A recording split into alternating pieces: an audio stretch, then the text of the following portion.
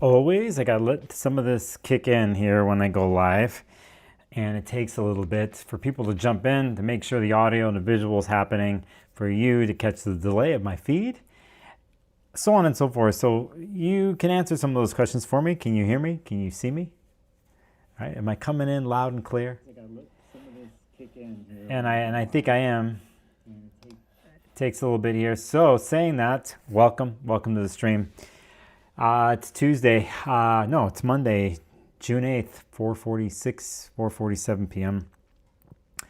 And I'm happy to be here. I'm happy to be alive. I'm grateful for this, for YouTube, for a camera, and for a microphone. Give me a camera and a microphone. I'll work my magic. One day maybe it'll be a pen and a paper or a typewriter or something. Most likely it would have to be transcribed for me to do that, which I'm going to work on. It's on the list.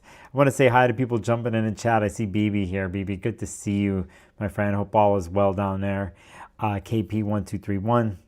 Sarah's jumping in here. Hello, Sarah. It's been a while. Got to catch up. I'm on the run, is what they say. I'm here and there, and I'm everywhere except that one place. And so here I am. We're going to talk about it. Again, I see people jumping in here. I'm going to let this simmer before I jump in and just talk about the current transits going on this week. And I don't know, we'll do a brief thing for what a Jupiter-Venus conjunction in Cancer is for each rising sign, from what house it's in. And I might be dark about it. I might be extremely happy, might be completely neutral. What I do want is for those, when we get to each rising sign, you throw in some keywords to what you did. Let's say you happen to be one of the rising signs I'm going to bring up, and I say which house the Jupiter-Venus conjunction is happening in. Please say something in the chat, like if there's an ongoing story, if you notice something. However it is, positive, negative, a mix of the two, which I actually think it's complex. I think it's a mix of the two, depending, especially if you have cardinal angles.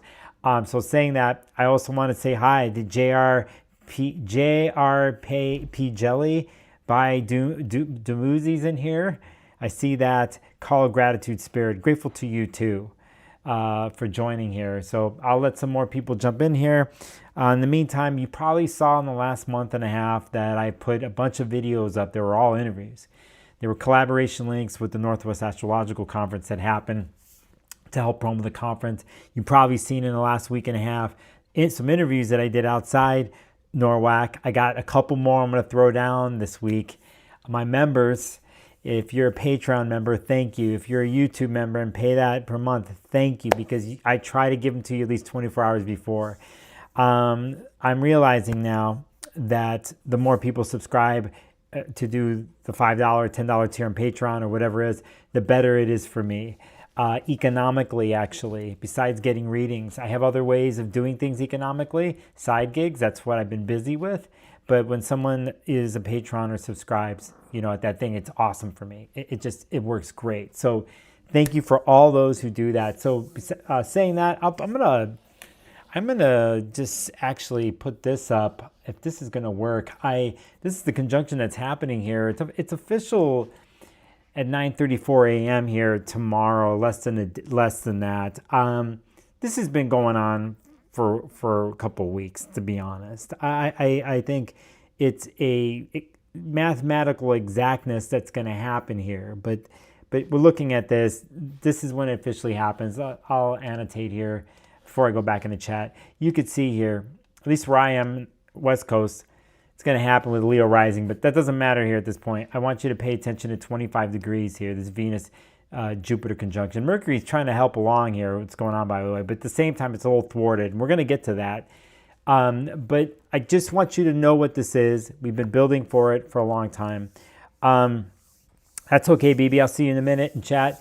JD, a channel member here who subscribes to my channel and pays. I see the golden wings. Hello, JD. Thank you so much. Again, if you look in the chat, you will see a couple links, a Venmo and a PayPal. You'll see a link to my Patreon. Whatever you do, man, go through those routes. That's where I get the most cut. I love YouTube for what it is. They take way too much of a cut of any transaction. But at the same time, I'm grateful. Okay, so saying that, in one way, some of the things that I'm saying here for myself, if I think about what this Jupiter-Venus conjunction is happening in my world, it pertains to my public image and career in the weirdest of ways. And it has to do with where my natal moon is placed in my chart. And this is going to be very important when we're talking today, when we're going through each rising sign, is because we can see and point out, like, so let's say someone's a Leo rising, right? And like this chart, they have Leo rising, and so it's in the 12th house, right? It's like, okay, this is happening there, but we have to take a look at where the moon is in your own chart. So please take that into account when we're talking today, and when we go through each rising sign, okay? So when we do this, and this is for people watching after the live stream, that you could chart this out. And I don't think it's one of these things too where today, as I'm streaming this, or in the morning here on June 9th, Pacific time, 9:34 a.m., when the exact conjunction happens, like it's over. I don't really think it works that way. I think it's in play until Venus leaves Cancer, and Jupiter is going to leave Cancer here pretty much at the end of the month. So a lot of what happens here in the weirdest ways, it's kind of a funny one. Usually with conjunctions, we are dealing with the end and the new at the same time. So I take that into consideration. So even though things leave in a couple weeks here, there is something there to be started, or at least it's revealed to take forward with you, okay? There's also a part of this story that is interesting because last August, we did a Venus-Jupiter conjunction in Cancer at 14, 15 degrees. And we had sort of this moment too. And so there's several chapters to this story. And I can even go back to when Mars was retrograde in Cancer. And that happened 2025 here. If you remember last year, January, all in the springtime. I think it set this whole thing up and kind of inflamed and pushed up the narrative, possible challenges and the issues that would happen in the Cancer part of your chart. And then this Jupiter transit that started last year, we're almost done, about a year ago, kind of pushed this story along. And I think it's been a story, especially with the sign of Cancer, where I think it's unique here. I think it's unique because we're always taking into account the past with this sign. There's always a story and lineage and memory that we choose not to look at or we choose to carry with us. I think there's a lot of carrying with us, and some things in the last year, even when Mars was retrograde in Cancer, that came up for us to confront and look at and to cut and sever possibly, or to change the narrative with this past thing, where one comes from, what feelings are, what memories are, how we carry those stories within ourselves, within our body, our astral body, our fascia, with our family, right? Where we come from. Are we intertwined in that? Are we separated from it? Everyone's different. So this is an ongoing story. And I think Jupiter here in the last year, yes, it's aspirational, right? But it also wants to be sustainable in what it does, and what is sustainable and what isn't in the Cancer part of your chart. And so I think that's been a big theme for us to be review. And at the same time, when we have a Venus-Jupiter conjunction like this, we are also moving forward. And there is a story there that could be the vision, could be aspirational, could be like, I must fulfill this or I must follow this. But with the sign of Cancer, I don't think one can ever sever completely the past story that's involved in the Cancer part of your chart. That's just part of the way, for me, the moon and how it functions and the place it rules in your chart just works. So remember, we're going to take into account the moon in your chart, what sign it's in, the aspects that it has, right? As we look to see how your personal flavoring is for this Jupiter-Venus conjunction in Cancer. So again, I want to say hi to everybody who's jumping in right now. I'll jump in here in a second. I'll jump in here. Before we do this, again, I'm going to show you this chart. I'm going to actually show you what I was talking about that I'm going to show you the last time. So here on August 21st, 2025, we had here, and I'm going to point out several things here, but here's the conjunction. Did I get this right? No, why is it being weird right here? That's not right. Why is that funny? Does that seem, oh, I know what's happening here. Got an adjustment that I have to do here. We're going to do transiting, and we're going to go there, and we're going to go there, and that should be correct. And so right here, you're going to see here on August 11th of last year that the conjunction happened at 14 degrees of Cancer, close, one more degree is 15. Where was the moon this day? It happened to be in Pisces when this happened, right? And 27 degrees. I'm also going to just look at certain things that were happening. Saturn and Neptune just touched upon being in Aries last year. And they're both retrograde at this point. And by the time we get to September and all that stuff, they're back in the Pisces, if you all remember this, okay? So that's what I want to point out here, because there's similarities to what is happening right now, but in an advanced movement form. Okay, so with Shada. So there he is. That's what I want to point this out to you. Look at Uranus was touching in Gemini, right? And Pluto was in Aquarius. Regardless, that's what you get right there. I'm also going to point out the reminder of where the nodes are here, because South Node Virgo and Jupiter, or excuse me, Pisces, North Node, which is ruled by Jupiter. So it's in a water sign. So we've had this thing, by the way, we've had this dance happen. For those affected by the eclipses, by the Pisces Virgo eclipses, where Jupiter and Mercury are they roll those sides of the Rahu and Ketu and North and South nodes. So we're always keeping track of where Mercury is. We're always keeping track of where Jupiter is. This day when the conjunction happened, last 11th, it's funny, Mercury was in Leo and it was just stationing here. And there's Jupiter here, the conjunction. So saying that, I'll get the chat in a second. We'll go to the next one, which is current. I think I got the time wrong. Yeah, let me make this right. I said 9 something in the morning, but this is the true thing. I had to adjust something on my software. It's 1 o'clock basically Pacific on June 9th that we have this conjunction happening. And let's get it straight here. I know what I did earlier. I was working on some other stuff. So there it is happening there. Hey, where is Pisces North Node? We're almost done. We're going to get into July where these nodes are going to move, but we have some similarities here. So again, for those that have been affected by these eclipses, this is part of the story here of this Jupiter-Venus conjunction. This time, Mercury's in Cancer, ruling this South Node. All right, so I'm going to get to some other stuff in the chart. We also want to pay attention to the moon in Aries when this does happen. Now, if I pick the time right now and go, hey, what's happening right now, as we're applying, you could see that while I do this stream that the moon is in Pisces, sort of similar to that day in August of last year.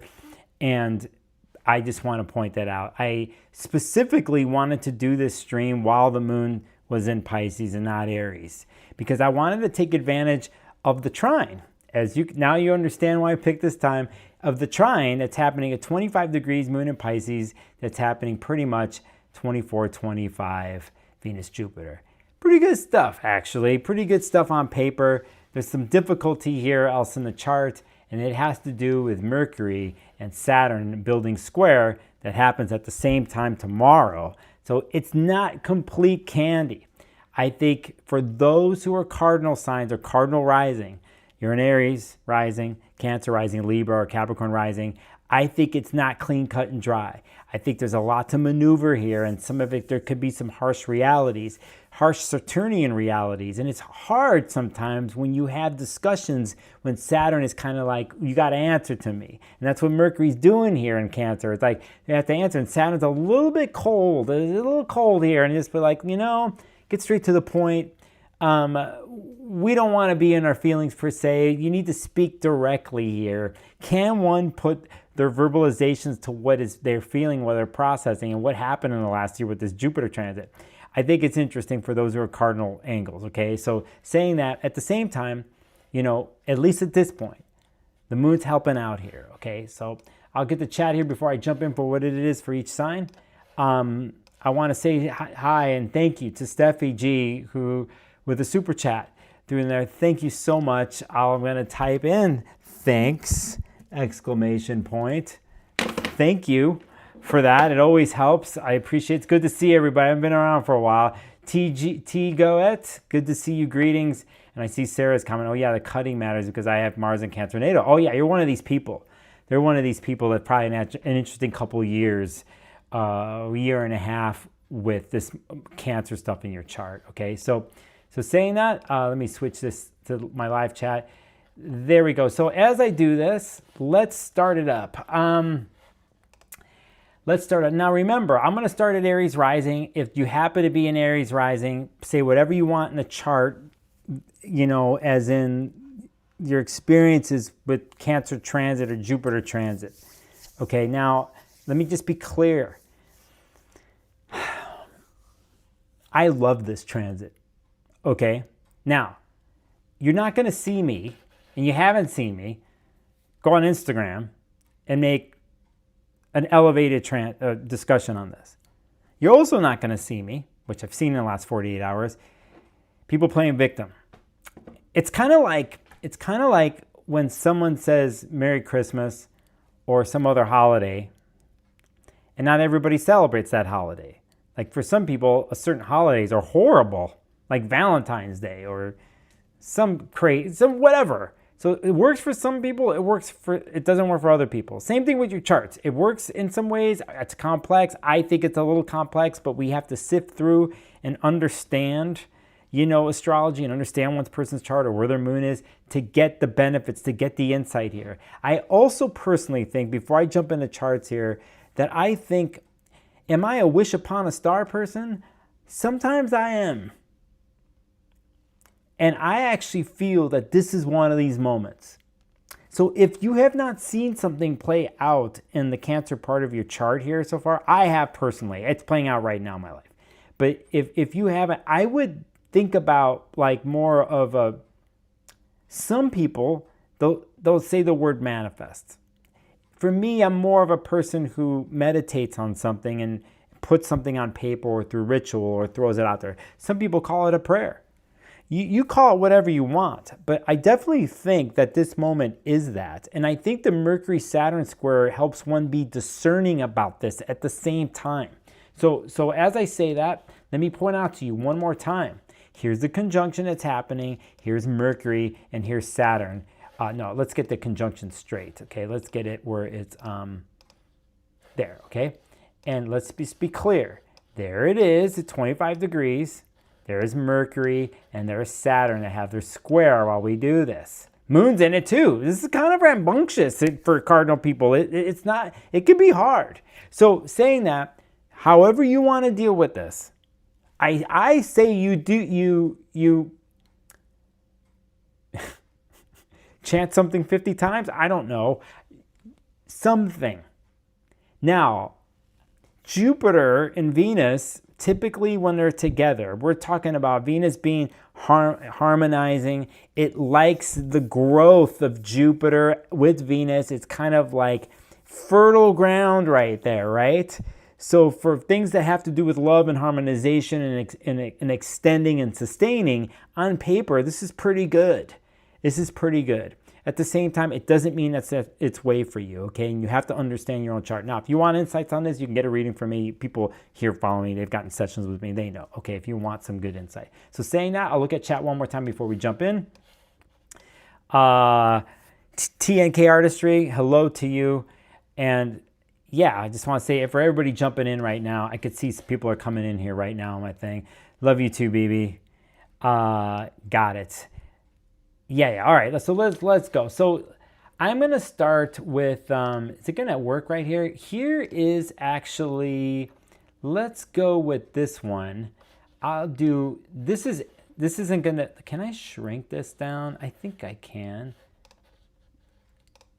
I don't like that. I had to do this a crazy way. And if anybody from the Astro Gold crew is watching, let me tell you how I have a brilliant idea for you guys. And I will save it for later. So let me get this straight on the screen. Is that going to work? Actually, I could do it like this. No? There, that's good enough. All right, so here we go. We're Aries Rising. Now, where is this happening? I got to remember to put time chapters on this later. Where we go? So here's Aries Rising, okay? And then here is Cancer Rising. So we're talking fourth house situations here in the last year that have probably been the theme. I think it's been huge because whenever we have certain planets, I'm not going to talk about outer body planets, past Saturn.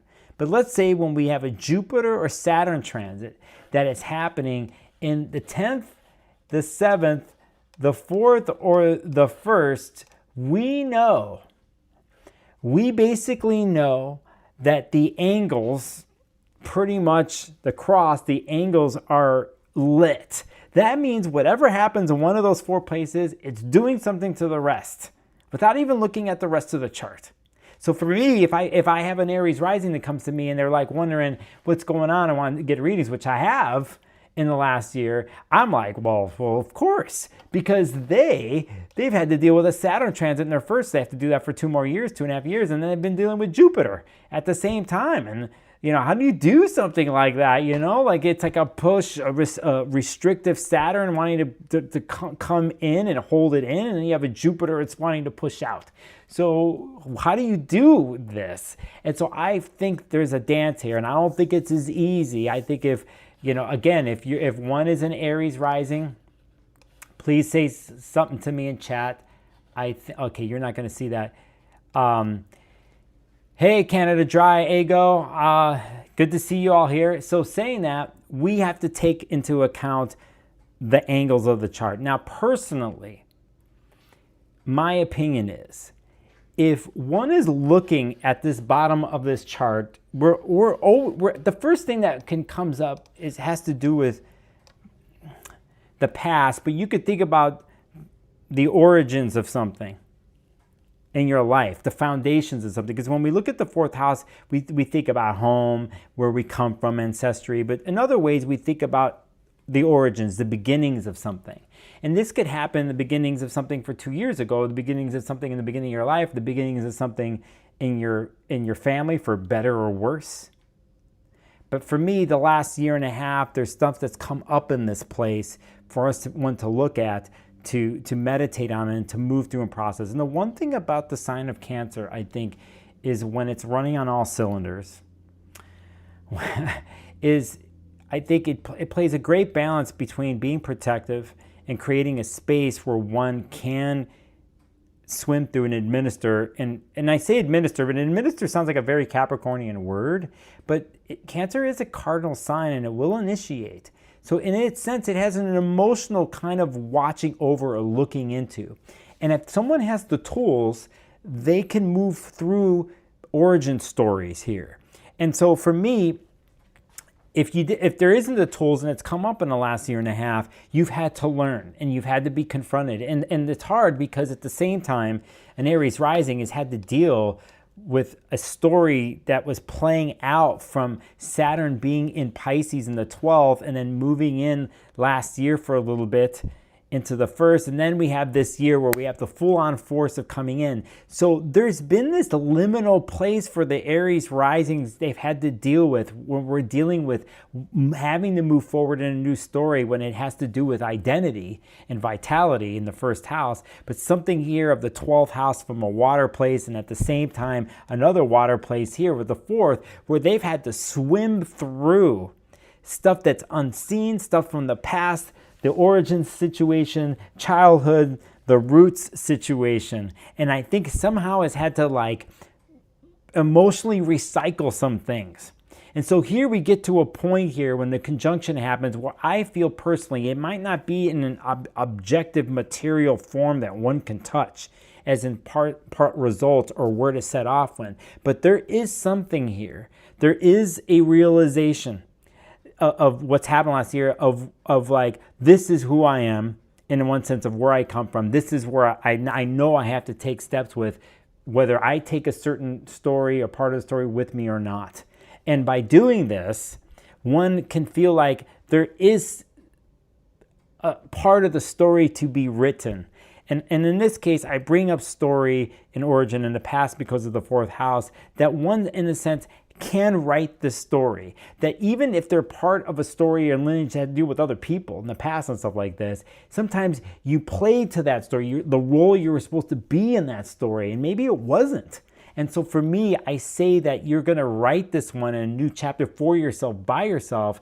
And the reason why I say this is because of Saturn being in your first right now. And I think that's what it's really all about there. I think it really is one, Aries rising, wants to take action, but has to do it in slow bursts with Saturn and Aries. But there is a slow construction of how an Aries rising is intertwining with the universe from a rising sign perspective, of how they map themselves into the world, how they intertwine itself in the world. And sometimes we have to come to terms with the past and the identity from the past, and whether we take some of those things with us or not. So that's my take on some of this right here. I also think, especially for Aries risings, if you're taking Mercury here, oh, you're not seeing me draw on this. It's not letting me do this. Why is it not letting me do? This is going to piss me off with this app. Why can't you see? You could see my cursor. You just can't see me drawing. I'm going to figure this out. So saying that, if I were an Aries rising, I would be writing something down today, tomorrow, and this week. I would be writing down what you want in your fourth house, what you're aspiring to, and at the same time, I would incorporate the first house and say, this is what I want. This is the structure that I need to do it. This is how do I regulate the Mars in my chart besides the moon? How do I regulate something like that? How do I become disciplined in tending to the fires of my first house? Because it will affect your fourth, vice versa. Okay, so saying that, that's what's up. I'm assuming I'm still streaming here. So you guys will tell me in chat, and let me check in. I wish you could see my annotator, but it's not happening because I got a new system that I'm doing right now. So saying that, that's by Aries rising. Hey, let's go to this sign, and we're gonna go to Taurus rising. Hey, this is me. Am I gonna talk about myself here? It doesn't necessarily work this way. This is a little different than when we just had, because I personally think it's not as intense as it maybe be for an Aries rising or Libra rising or something like that. Reason being is this is in the third house. Now typically we're doing small back and forth kind of actions in the third. So sometimes you hear neighbors and like your siblings in this area of the third house, right? So, I'm wondering if it's going to let me do this. If I just shrink it down, let me see here. I might have to do it this way. That is, and then I go down. Oh, I might have to do it that way. Yeah, let's see if I can do it. So, so here's Taurus. Yeah, there it is. So it's the third house right here. So a lot of times we're dealing with our local neighborhood, the communication, the exchange that happens between people and siblings and what's directly around you. And here, and a lot of times, if you talk to someone who is a Taurus here, we have a natural sextile happening from Taurus ascendant and to this water place right here. So there's a little bit of a, thanks JD and Patrick. Good to see you on here, Patrick, by the way. Got my channel members on here jumping in. So typically, and mind you, let me remind you, you're a Taurus rising, you're an Aries rising, please write down your personal stuff, like if you've had insights here, because I'm just doing my own thing. I'm always curious what people have to say. I almost set up my phone lines for this one, but I don't have a piece of gear that I need. It's in a storage unit. And I have to go exchange that storage unit. So saying that, for me, it's a third house right here. We have the exchange. I think it's interesting, though, that we have a seed moment here for Jupiter, Venus, that it's happening while we do this, because Mercury's involved here. And so in a sense, this exchange that I'm talking about, this way of kind of going back and forth, it's kind of like a post that we make or an email that we send at the same time, or the neighbor that we see. Here, there's something that has come hopefully to fruition for a Taurus rising here, or they have had things revealed and elevated in a sense. Now, from a perspective of moving forward, I again, I'm going to reiterate that, you take a look at where the moon is in your chart to understand it's better for yourselves. But for me, I think this is an interesting placement. I also will say from an emotional body perspective that we're also dealing from an old way here of dream interpretation that happens in the third house from a Hellenistic point of view. So sometimes you hear about dreams in the 11th house, but I think it's more about aspirations. Ninth house, you're going to get sort of this dream situation happening, but the third does have a dream interpretation quality. I'll give you a personal story. For the last several years, on and off in my life, I've been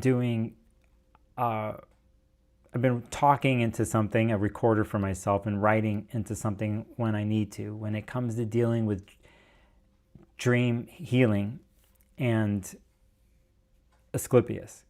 And so I know there's a lot of people out there that have worked with Asclepius and I recently have had some tough things happen to me, challenging things health-wise. And it's weird because while I've had to maneuver and deal with this stuff, things that I was petitioning before I went to sleep and asking for help while I was sleeping and waking up with, it sort of made sense when I talked in the recorder at night and then when I was writing stuff down. And some of it was clear to me, like, oh shit, I gotta take care of that, or thank you, like, for that insight. But other stuff that didn't, it just doesn't, this is how it goes.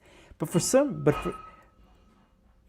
reason, in the last month, some of those things that didn't make sense to me have all of a sudden made sense to me. Like, so time just sometimes works in a different way.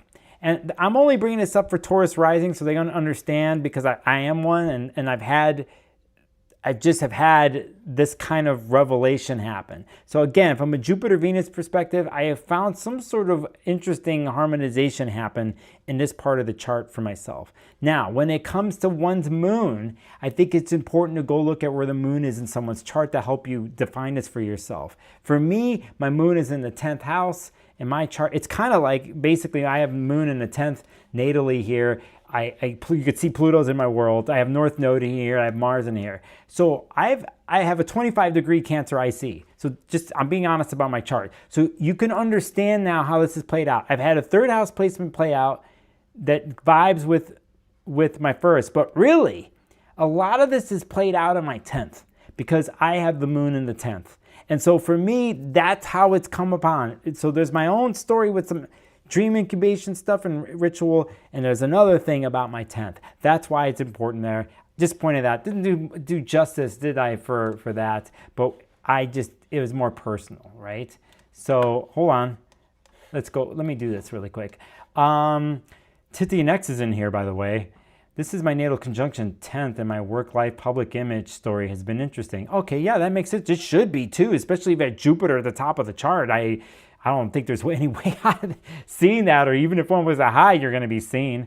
JD says, as an Aries Rising, I have just started a new career that will redefine who I am and my family. Okay, there it is. This is good. This is interesting. He's talking. JD is talking about their angles in their chart, from the fire starter to the burning engine. Good job, JD. Gemini Rising in chat says, good day, Jupiter, Venus is in my Cancer, my moon 20. Oh, okay, so you're having this on your moon. Wow, incredible. I have it in my second house. Okay, that's it. All right, so, interesting. Cash money, hopefully. So saying that, we're going to get to this. We're going to get to the next example. And this is Gemini Rising. I have to go faster. So here it is happening in your second. Next thing you know, Gemini Rising, we have an example in the chat, or we want to go look. We want to go look at where the moon is in your chart. Okay, so pretty much here we're dealing with resources, money, the creation of resources. 8th house typically is where shared resources, what we're dealing with, the resource that we're tied into. Here's what we're all doing, is like how we personally create resources. So it's not just money, right? And so from a modern point of view, sometimes too, we're dealing with value, what we value here in the second, and how that plays out. In one sense too, what could be of emotional worth to you? Gemini Rising. So that's where you would go look at the moon in your chart and how it would tie in to the second house placement that you have here and where it's happening. Again, sometimes with Jupiter, it goes over the top. And let's say one possibly did an investment last year when the first Jupiter-Venus conjunction happened in August, and maybe maybe it didn't turn out so well, actually. Maybe for other reasons, depending on your chart and some other transits, that you lost cash, or you did the investment, or it hasn't played out yet. Like maybe one thought that they were going to get this Jupiterian-Venus benefit that, astrologers can hype up or whatever, but it didn't happen yet. But I actually think here too, when I bring in the other part of this, is I think a lot of what happens with conjunctions are endings and beginnings, and we have a beginning here situation. So if it hasn't planned out yet, something has from a security-based level.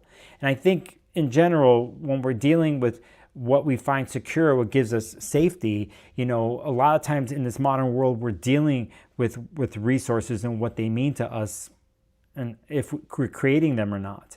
And so a lot of times here, there could be setting off of a story here that's happening here after this conjunction is done. I think, though, I don't think one is not seeing what's happening in their second house if they're a Gemini rising. I cannot imagine that in the last year and a half that you've not had a story or not seen anything there when it comes to the second house. Again, we're dealing with wealth and resources and finances. See how robust they are. In this sense, remember, a lot of times the languaging of resources and money in these days, it depends on the person who they are. Some people don't know how to do it. And if they have an older story that's created or that's around that has to do with fear of worth or fear of making money or a story or other people around them, depending on where you moon in the chart, this kind of stuff could play out here. And one has to come to terms for their own selves of how they personally, let's say, can generate those resources and come to terms with something like that. So again, you want to put something on the altar for the second house, go ahead and do it. I don't know what type of person you are. You have to take in your chart into account. Let me go take a look at chat really quick. I'm doing some basics. You guys have been helping me out here. I see Gemini Rising outlook. My north node's in Capricorn. Oh, I see. You have opposite your node. It's on your south node. Yep. Careful south node stuff. So saying that, let's move on. Let me say a bonus something for here, by the way. Gemini Rising. Just go look at where Mars is right now, okay? So this is a bonus. Will you prepare yourselves, please? Because as soon as Mars goes into Gemini, it gets topsy-turvy, okay? So no matter how good of a Gemini one is, all right? Gemini Rising is. So give me a second here. Violet, Content Boutique. Hi there, Nicholas. My natal chart has Jupiter conjunct Venus at 0 and 1 degrees Cancer. Huh. In 10th house, South Node 15 followed by Uranus. Whoa, that's a lot right there. And you're an angular person. Got anything else to chime in there, Violet? Please do. Lavender, Gemini ascendant with natal Jupiter and Oh, I see. Okay. I kind of know how old you are too. All right, let's jump. Hey, let's go to this one. Can I blow this one up? Yeah, I think I can. Is it going to... No, it's going to do it too big for this screen. So I'm going to do it like this. They're going to let me display... Oh, motherfucker. That's okay. We're going to do it this way. I'm not going to mess with it anymore because if I go here, I have to adjust that, but I'm going to go here and there. All right, so,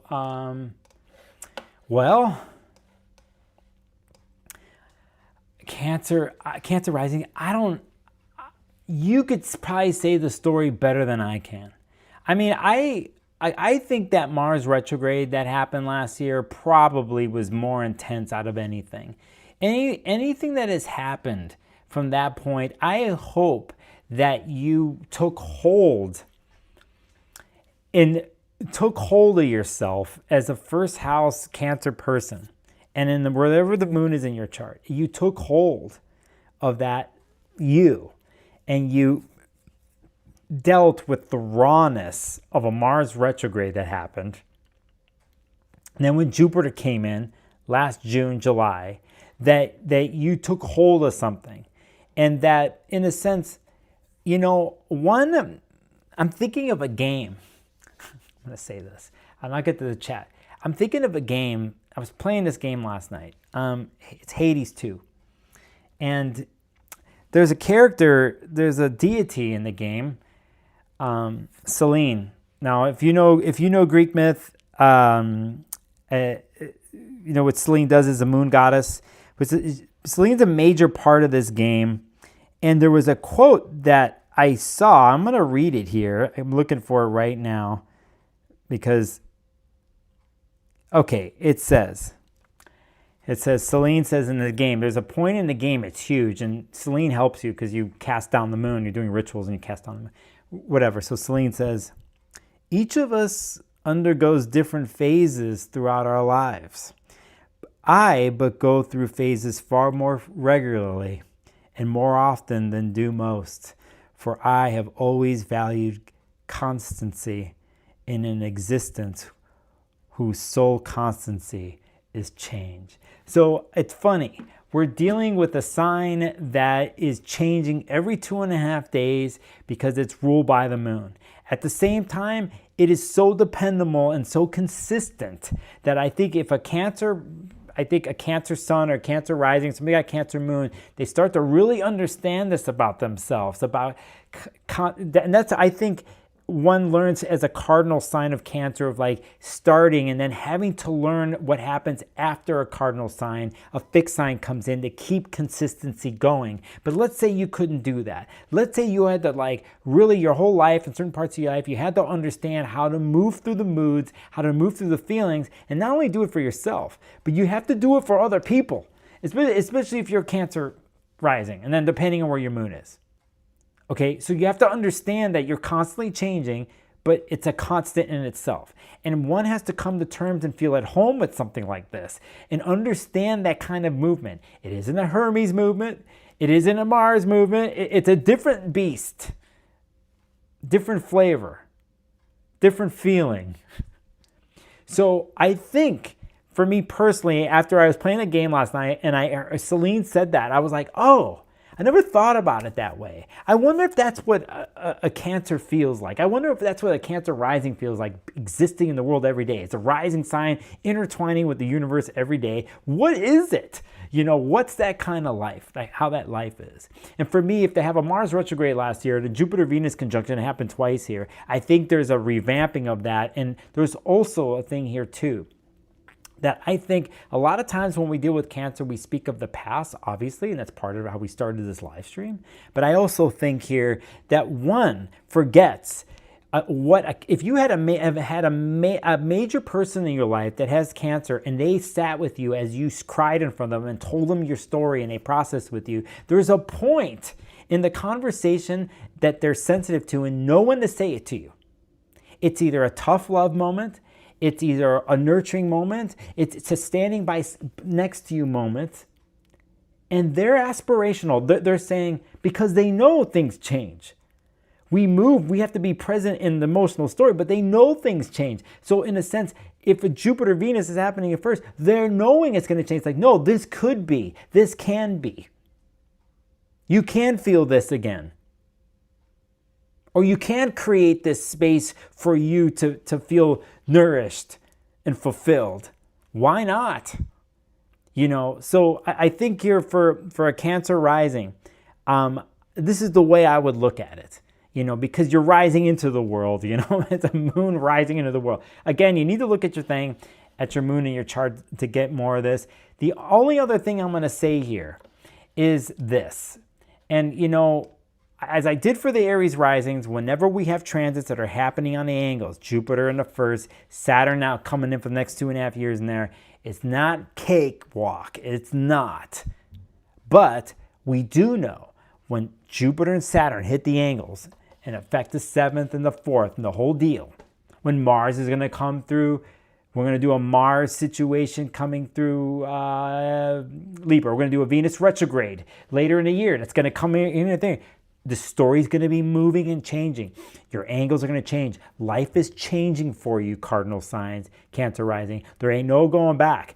There is fundamental shifts happening here. You might as well get in tune and remember that change is constant and that you know how to roll with it. Okay, so saying that, let me clear this up here. It's going to be a long stream tonight because I'm who's in the chat? Colleen, Gemini Rising. My resources have been depleted in my apartment that has been falling into spirit. Oh, sorry, Colleen. Hopefully you somehow levels off for you. Wake me from this, Virgo Rising. We'll get to that. We're going to reference this later. 25 degrees, my Jupiter return. I see. Got it. All right. I got to move fast. Should we talk? No, actually, I don't want to talk about Leos. Forget Leo rising. See, who cares about? Yeah, let's go to the next sign. No, I'm just joking. So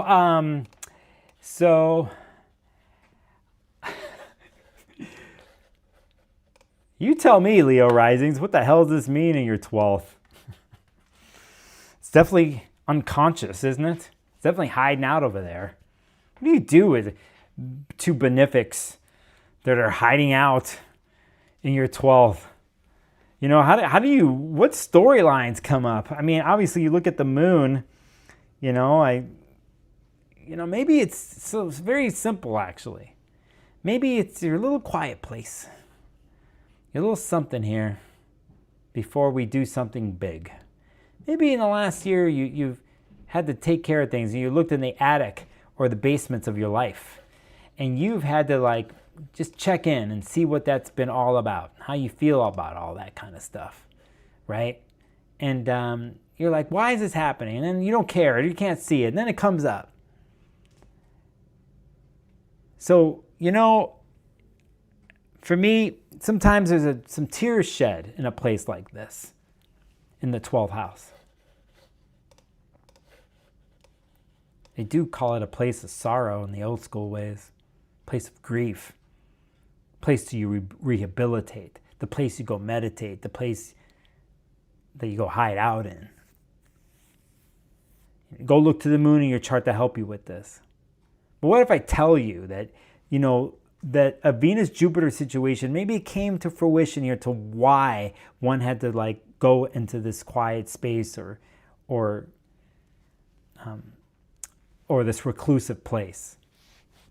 Maybe what if I tell you is for something else that was coming your way at the end of the month and for the next year. That you as a Leo rising, we're going to get a massive Jupiter and Leo transit with eclipses involved and Pluto on the other end, Venus and Mars coming through sooner than you think. And that you're part of a crew of people, air and fire people that are not going to be hidden, that are going to be showing us what to do, how to do it, and how to discuss, and how to create, and how to express. So before you do something like that, one has to go, I think, to a place of a secret place, a hidden place, right? And one has to go there for a while before they find themselves there, crashed up against those rocks. And so soon, that's not what it is. But a lot of times too, though, there's a certain type of wisdom that comes along with what one didn't see and what one sees then eventually, and maybe that in that reclusive meditative place that you found a sense of home or peace, or you came to terms with something, right? That a lot of times when we look for a sense of support or nourishment, we externalize that and we look for it, but some of us know how to do it internally.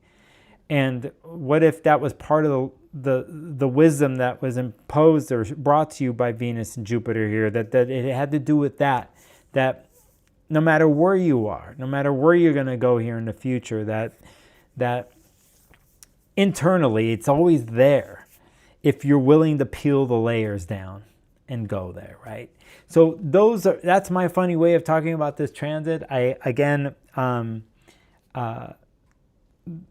don't want to get into hidden enemies of 6th and 12th. I mean, that could have been part of it here.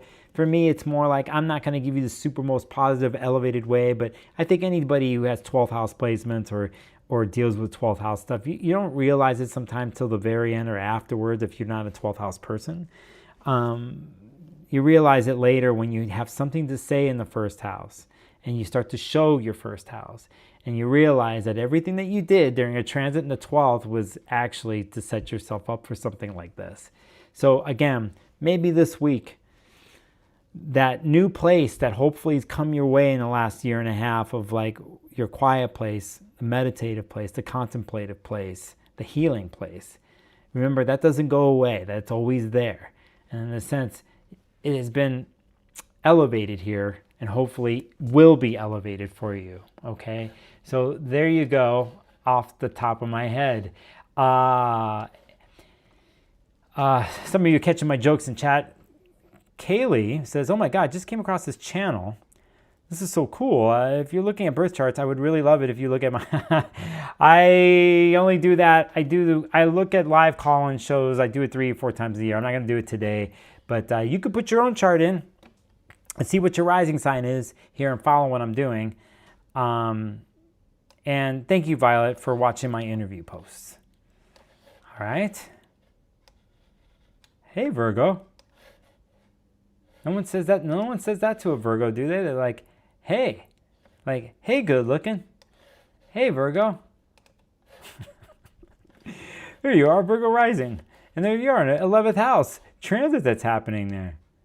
If you decide to leave the house and show yourself, how's it been in the last year and a half? I mean, it's pretty intense. I mean, to have eclipses in your 1st and your 7th, man, that's tough. You're going to have like your south node there and Mercury, wherever Mercury's doing something for the last year and a half. And like, you're almost done.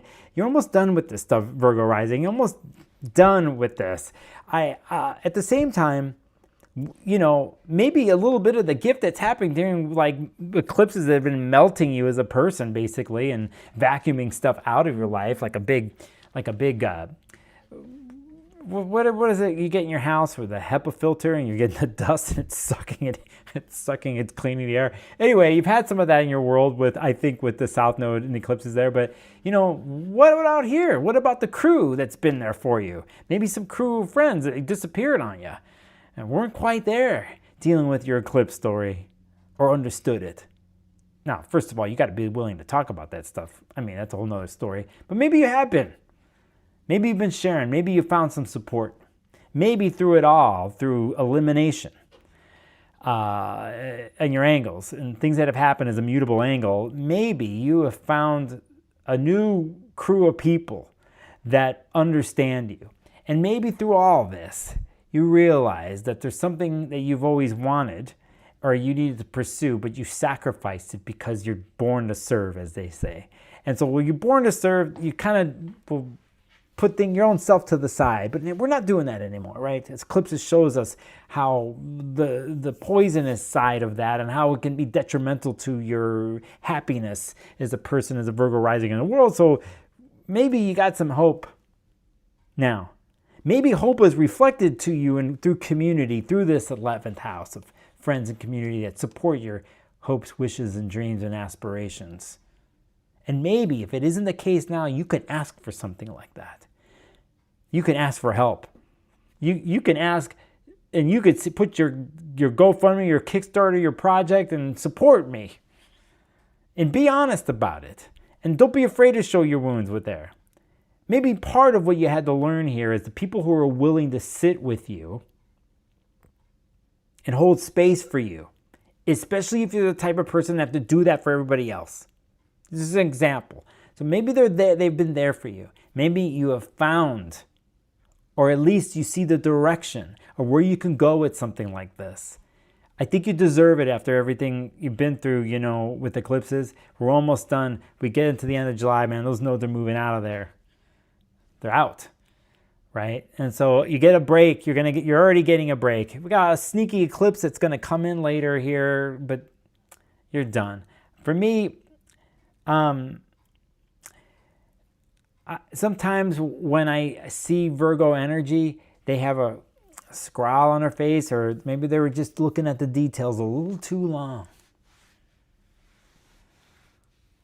maybe it's not that. Maybe I get to see your face and where it's refreshingly bright.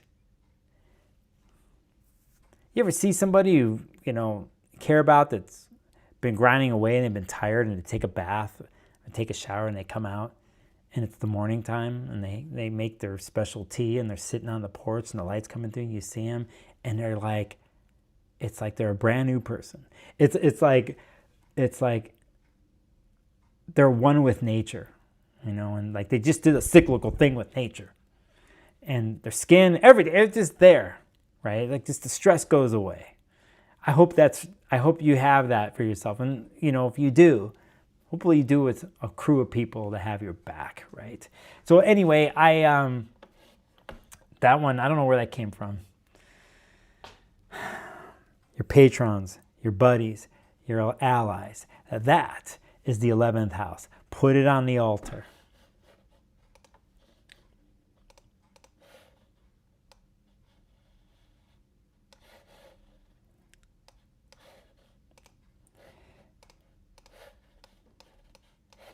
Libra Risings. You're one of these cardinal people. You're one of these cardinal people where it's not so easy, per se. And we go look to this 10th house of career and your status, your social status, what you're supposed to be the authority on. Before all this, before these nodes were here, remember we did eclipses in Libra Aries. Then we had Saturn come in your 7th. So I think there's a big story that's been playing out for you. Lots of shifting, right? It's sure nice to get a break, though. Depending on where your moon is, can help define what this Jupiter-Venus conjunction is, what happened last August and now. Maybe get a little bit of break.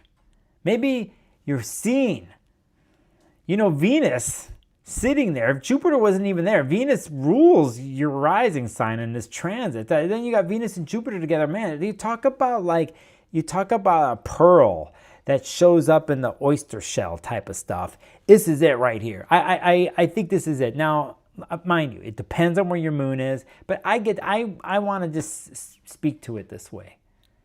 I think there's a pearl sitting there. If you haven't seen it already, how you're seen publicly, or what people would go to you for, like you're the expert on, like it's there. And if it isn't, I would see it, imagine it, and put it out there because I think it's there waiting for you if it hasn't happened already. What I feel like, though, we have to remember with anybody who deals with Libra stuff is the tendency to sacrifice in a different way. Not like the Virgo does, but sometimes we sacrifice our own something, our own self, whether it's ourself or in relationships, we sacrifice to harmonize. And then we find ourselves where what we truly want, we don't ask for or say because we were too busy wanting everything to be cool, and we won't make a decision, or we make decisions for other people and just somehow manipulate them like chess pieces and put them around just so it's a certain way. But sometimes it's a little too much up here. It's a little too much up here. Sometimes we got to get down here, the core of what you're actually feeling. And that's what you would look towards in the moon and something like this, and how it would define your 10th house. That even though if on a professional level we are the authority, we want to ascend, and it has to do with our status, maybe here you learn a lesson, or you brought some wisdom here, that in a sense, for being our air rising sign, at the same time, it is okay to show our vulnerability publicly. That part of being the boss or the authority or the ascension of an authoritative or a job or a career to be seen, part of it is showing the water part of ourselves, so if you have it, or the moon, wherever it is in your chart, to help define, your 12th house placement. That in a sense, again, certain things happen here. Sometimes you see people get a certificate, an award, or they graduate because we're dealing with, things that are honorable. You get honorable, or you get something like presented to you in the 12th house or 10th house transit. It can happen in these kinds of ways, but I particularly think it can be very subtle. Again, you're one of these people that's having Jupiter and Saturn on the angles. I think it could be challenging right now, where one thing is amazing in your life and the other part of relationships, you're walking into a thing where like Saturn in the 7th is like everything's on the table, you know, from a relational level, whether it's your partner or friends or whatever, or people who don't like you. Who wouldn't like a Libra rising? Unless you're one of those Libra risings who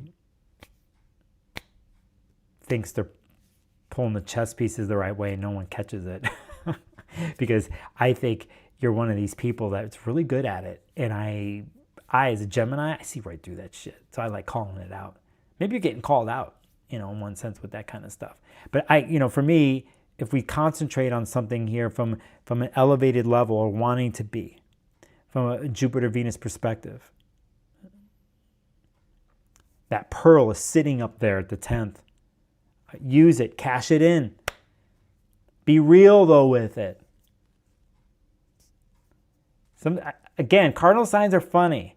You know, a Libra rising too. Not that like they're a Capricorn. People go to the Capricorn and like ask for the advice, and the Capricorn never got a poker face. Always got it together. You know, you just don't know. They're freaking out on the inside and they're worried, but you just don't know. I think Libra has their own thing like that, where sometimes they're freaking out too. You just don't know because they have a nice jawline and you can't get past their jawline, or aesthetically they smell good, look good, whatever. So it's all good. It must be always good for a Libra rising. But it's bullshit.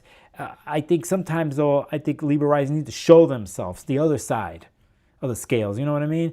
Again, wherever the moon is in your chart will help determine something like this. But hey, in the end, might not be that certificate. Maybe it's a different type of achievement. Maybe you've received it, or maybe it's something that you want.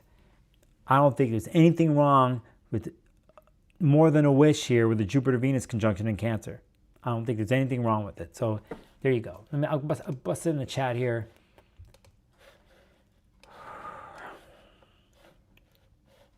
TNK has got a 5 degrees Aries moon. I see. Oh, okay. You guys are going to, all right. Anybody watching, don't be afraid to throw in anything in chat. Okay, so where am I? Hey, we're going to go to my favorite rising signs. Right? Scorpio Rising. Is it going to make me move this? Maybe if I go like there. And go like there, the Scorpio Rising. I got a long purple. Look, I mean long purple arrows, because I know purple's a color for Scorpio. So, so there it is. And we go look to this place here where the smarts, we ask the whys. Here are the exchange of facts and the emails. Here is the why. Ooh. Because of when? When is something, but why?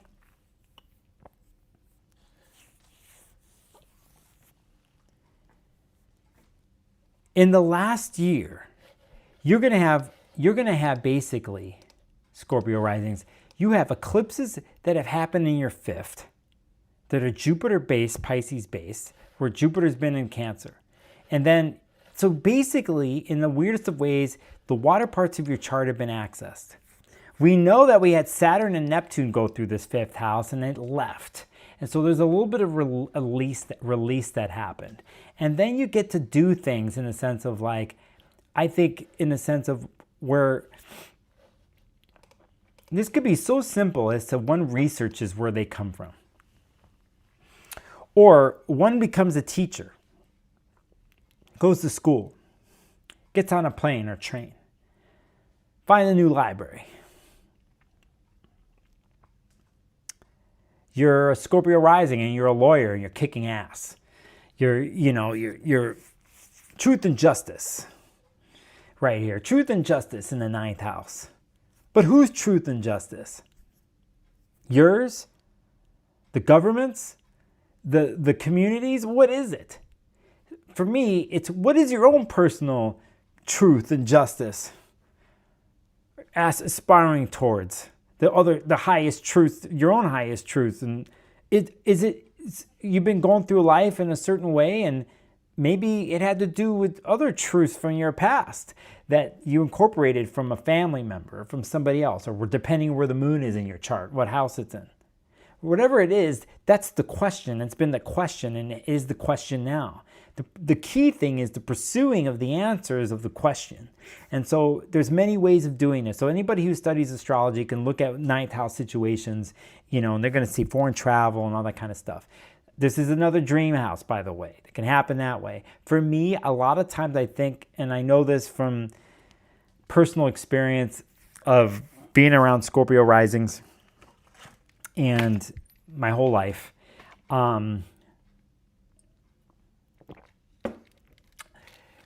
just take a break here and just say this is sponsored by the best chocolate I could find. It doesn't give me allergies at Trader Joe's. It's a fair trade organic, 72% cacao, Belgian dark version. I wish there was an affiliate link. I wish they would pay me because I would promo this all the time. So saying that, I'm going to eat a little piece of chocolate while I talk about this. Sometimes you have to publicly put yourself in what you believe in out there. You show it yourself. Now, typically, a Scorpio rising, depending on where their Mars is and here in their moon, will they do that? Will they show themselves? Because they're typically going to hide out and protect and be suspicious and pick their places. Sometimes you don't get to pick. Sometimes you get what you ask for too. And sometimes you have to show up and you have to say what you believe in or have the exchange. And somebody might not believe in what you do, but the exchange needs to happen. The exchange happens through mentors, through workshops, through schooling, through traveling, through divinatory practices, whatever it is, right? Again, we're dealing with the philosophy of your own life here. And I'm going to say, regardless of the other transits in the last year, I'm saying this is really good. I'm going to say that even if you have other tough stuff that's happened, I think this is great and has been. Because it, in a sense, is trying the eclipses and is ruled this North Node after doing hard work with Saturn and Pisces and Neptune being there for a long time and retrogrades that happen. And then, what it does for you as a Mars-based person. Again, you can go look at where Mars is in your chart and the moon, but I think this is an awesome transit. I've seen my Scorpio risings have tough situations the last couple of years, but they at least have had this. And at least at this point, they know where they stand. They've had to question it. They've had other people question it. They've had to say it out loud. And sometimes that's the advanced part. Like you go to debate class or something. I was never fucking good in high school. But I'm just imagining. You go to debate class, you're preparing, you got to put yourself on the line, and you're standing in front of everybody, and you got to say it. Don't catch a Scorpio when they're confident and they know where they stand and they've done the research and they've done the obsessive diving into whatever it is philosophically. That's something you want on your side. If it was a lawyer that had those placements, you win. They're going to win the case for you. If you were fighting for something that what you believe in and stand for, unstoppable. Can you tie in your own personal story with something else that's bigger than you? That's my philosophical question for you, Scorpio risings. What do you take from this? What would one do if they had a ninth house story and everything that's happened with Jupiter, Venus, really good? What would they do next with something like that?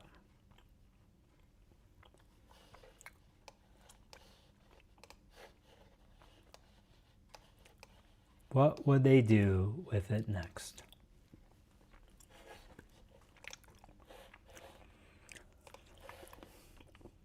You need a piece of chocolate and think about that.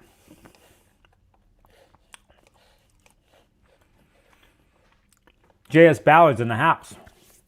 Good to see you, JS. TNK 5 Aries moon as well. Neptune City. Oh, that's right. I forget. You guys for another live stream. All right. How far am I in the stream? I'm an hour in. Hour and 10.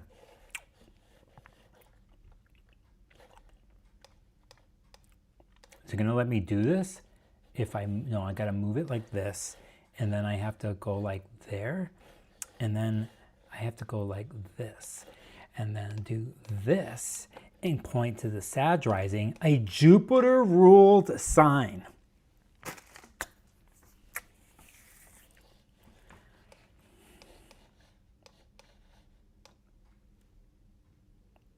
Have you ever been down in the dumps and you've been around a Sagittarius and you catch them in this way where they're like, they're gonna sell you on some shit and ask you to go for a walk or go do something while you deal with your difficulties. You're gonna be moving your body somehow. Better if it's windy or it's like some sweats happening or movement, or there's multiple things to concentrate on at the same time as a mutable ascendant. Anyway, and then you somehow got to a place that was past the surface with them. Let's say it happened in the last year, and you're on the other side of a Sagittarius rising. You got past the surface, and then somehow it wasn't you. You might have spoken your unsaid things to them, maybe. Usually one would do that with water person.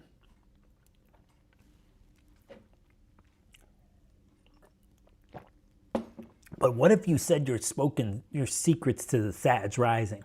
Now, that's one thing. But what if they did it back to you? What if they somehow revealed to you something that came in from deep within and not the expert on something out there? I think scenarios like this is a thing of where one has to sometimes go through.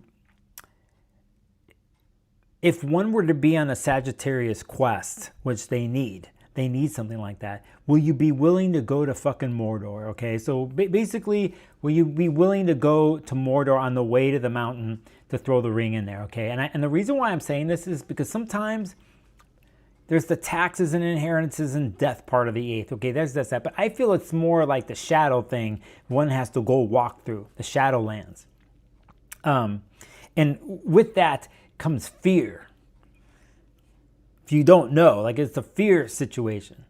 Now, if you're going to tell a Jupiterian sign like Sagittarius, like, they got no fear, we're going to do it, and we're going to go there, and top of the mountain, we're going to make it, no problem, come on, blah, blah, blah, and then we're going to drink some beers along the way. I remember when I was marching at the WTO situation, 1999 in Seattle, I learned something from a bunch of Philadelphia or Pittsburgh union members, because there was like 60,000 different union members that hit up the march that came from out of town. And I learned something from them. So along the march route, they stopped at every bar along the way and did a shot or a beer. So the march route in Seattle was 4th Avenue. So there was a lot of bars around there. And that's when I learned. That's when I learned these fucking steel worker dudes, whatever. They were, I saw how it's done. So on the way to the mountain, we drank a bunch of beers, and somehow you're by the 5th beer in the 5th bar, you'll do anything on the street. You could take down the man. You could do anything. So anyway, saying that, what if one were to internalize something like that, and one with Sagittarius Rising was to go walk down, not saying to drink 5-10 beers, but if you were to go and take this certain type of courage, not liquid courage, but if you were to take some sort of thing like that and go within and walk through a fear place, but if you found a sense of home, you found a place of home where what you used to fear, how can anybody feel at home or feel supported or feel rooted in a place that you fear? So for me, that's how I look at something like this. That in a sense, from a spiritual sense, a spiritual quest point of view, that Sagittarius do so well, they can convince anybody else. Have you convinced yourself that you can do this, and you have done it? And have you found harmony in that place, within that shadow place? Now, typically, you're dealing with an occult situation of the 8th house and all these other things. Maybe it has been. Like, oh my God, had to deal with parental figures and taxes. Somebody passed away. Stuff I don't want to do. It's not fun. Maybe it's that. Whatever it is, Sometimes, though, the 8th, we deal with what we fear. The other part of it is shared resources, all that stuff. Maybe you did hit up the bonus and the jackpot. Maybe it was an investment you did with your partner. Maybe it's been something like that that's brought in more sense of security and nourishment for in your lives, and harmony and balance, a sense of cohesiveness, of the family cohesiveness. That is the other side of something like this. Maybe you're investing and planting in something right now for that to happen. I'm more on the shadow place on something like this. If I know somebody's an 8th house person and having transits that way, I'm gonna have to bring this stuff up. But they gotta go walk the path. I mean, they gotta go do it. In this sense, you have something here. I think there isn't per se the fear per se, but it's the understanding. Remember, a lot of times with Jupiter, we come to wisdom places, a different type of wisdom than Saturn. There's something about the journey itself that brings things to someone to come to understandings of and answering the deeper questions. So for me, not only is that possible and could happen, but I also think that there is a relationship to all this that is not based in a fear way anymore, that is turned around. If that makes sense. Yeah, I don't know why I did it that way. I mean, there's the obligations we have, the fucking tax person, the IRS, the ex-husband, the ex... There's that stuff.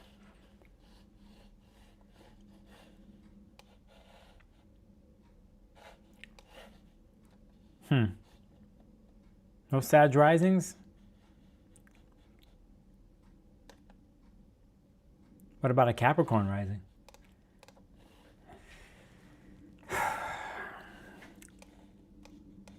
Wedding bells? I don't think per se,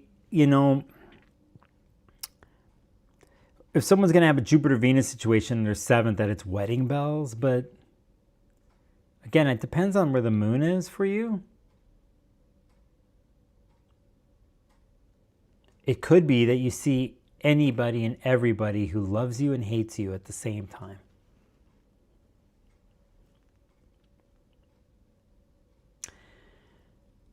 I think it's more than that, though. Because for anybody who's cardinal that I mentioned here, you're having angular stuff happen. So basically your whole world, I'm going to go back to the beginning of this year, actually, I'll pull it up. I'm going to go back. I'm going to do a little tangent here because I basically wanted to look at the last time Mars and Venus were conjunct. And we're going to go back and I'll pull up the chart here. You're going to see this. This is a chart that was this is January 7th that we had this situation happen. We had the Mars-Venus conjunction and the Sun. You had Mercury was in on this. This whole triple conjunction stuff that happened in the beginning of this year for Capricorn situation, Capricorn Risings. It was a big deal here because I think there was massive stuff planted and initiated at that moment. So if you're you're one of these people, that means, in a sense, if that happened, it happened basically here in your first house. So for me, the situation about you and the other. What have you and the other have done since then? Or in the last year with Jupiter there? Has it worked out? Is it working out? Is there adjustments being made? If I stay on the positive trip with here, I think new people can come into one's world to help mirror a Capricorn Rising and see, bring in new relationships, new situations of interacting with the world and people, and that become of benefit or have become of benefit or can be of that. Has it been something else where, in a sense, you're tied into something? In a sense, you caught yourself tied into something. And that, in a sense, it doesn't necessarily feel secure. But this is where I'm going to throw the curveball at you. Typically, I think Capricorn, what they learn through the polarity sign, because they're going back and forth, Cancer, Capricorn, they have to learn to get in out of the like seriousness of things, like the professionalism or the need to be Saturn all the time and to take the load on, because we could suppress. And Cancer shows us to let go and to be vulnerable if the space allows that to happen. Or it was a 7th house perspective of others have allowed this to happen or created this for you. The reason why I'm talking in this way, and I think it can be a little bit difficult, is because of what is happening at the bottom of one's chart here of a Capricorn rising and Saturn being there. Because now we have 2.5 years of restructuring where does one come from or their origins and their family, right? And these are kind of themes that deal with the past and memory and all that kind of stuff. Could be one's losing their house and they need to sell it, or they're having to refinance or some crazy stuff like that, right? Stuff that's Capricorn into typically. But I think here we're dealing with vulnerability in the end. And there's one thing about being honest with oneself. If we look at a Capricorn situation and they typically won't show, depending on where Saturn is and where the moon is in their chart, they won't necessarily show the side of themselves that is worried, anxiety-filled, or hurt, or sadness, or tears, to show themselves vulnerable, because to upkeep the authoritative position or the power position. But many times we show our vulnerability, and we learn to do this through and with other people. So, if a Jupiter-Venus thing is happening in the 7th here for the last year, maybe you were lucky enough. Maybe you found a way to do this. Maybe you have been shown, or you have shown it, with people. Again, let me reiterate, we look to the moon in your chart to make this more detailed, but it's just something I was thinking about today, more on a basic level, because if you notice what I've been talking about and doing these things, it's been more simple. Like, I'm a simple guy, and when I deal with clients, I have to deal in simple terms. They determine how complicated our session is or what one walks out of there with, right? I'm looking to see the best I can, regardless of my damn opinion. I keep it to myself unless they ask for it. If a client of a Capricorn Rising is coming to me and they're dealing with interesting 7th house stuff, or like, is this person the one, or blah, blah, blah, or should I mix my resources with them, and I think we could do well together. It's like, okay, let's feel it out. And basically I would like, well, give me the ledger. Tell me the facts. Then I would say, now that we've said all that, you connect with that person emotionally. Do you trust them? Are you able to open up to them? Can they do that with you? Do you have that kind of currency, that kind of emotional something, the moon of the client and the moon of their partner or the business partner, how is it flowing there? Regardless, that's the way I would think about it. Again, I'm going to bring up this point here, though, too, here, that I think, again, we're talking about the last cardinal sign here, the forecast, and they are complicated. This is a complicated situation. We see, and as a reminder for those coming in and watching the stream later, we know here, basically, when the conjunction, this Venus conjunction is official. I'll put the chart up here. Here we are at 25 degrees, but Mercury and Saturn and the moon and even Neptune, they're squaring each other. This isn't easy. This isn't easy. And for anybody who's dealing with a major Saturn transit in their life in Aries, this Jupiter-Venus conjunction isn't all candy. I don't expect it to be. So for those who are cardinal angles, you have to manage this, and it carries forward. Can one put in that wish or that plant that something in the Jupiter-Venus in Cancer part and see for the Capricorn risings in the 7th? I totally think you can. Mercury's there, though, talking to Saturn this week about it, though. And but you want this. I think Capricorn wants this.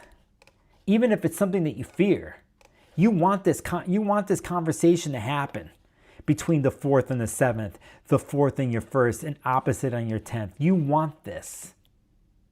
That's what you want, because in the end, it's going to create the foundations that you consciously or subconsciously just want in the end as a Saturnian ruled person. You just have to deal with the next 2.5 years of Saturn squaring your ascendant, who you are, and challenging you. And you have to look into the past, and it's going to deal with family, ancestry, origins, all that kind of stuff. And it's going to play out in your relationships, and you're going to go to work, and no one knows what's going to be going on, but it's going to play out in your 10th house too. It's going to play out there. So again, bonus for you.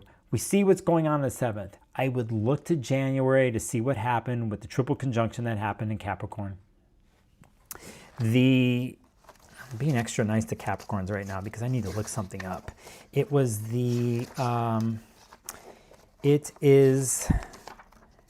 when is it? I had it here. We're dealing with a massive Venus retrograde that's going to happen. It starts in Scorpio on October 3rd, basically. It's going to go right here in your 11th. But what really happens is Venus goes through your 10th, moves here, and then comes back. And this is going to trigger the story of this, and this.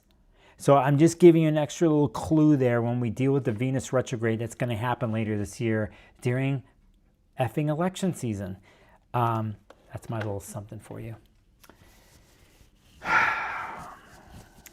Open enemies, contracts with people, 7th house.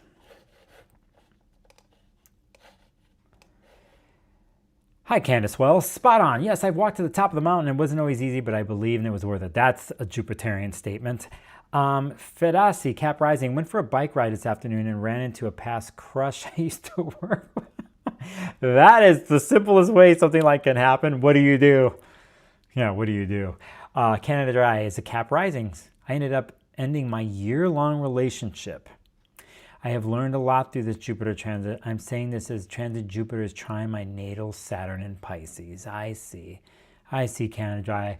Good for you. And at the same time, I know that stuff isn't easy. And again, we have an example here with Jupiter-Venus conjunction in the 7th. Doesn't mean it's all candy. It can end up being that way, but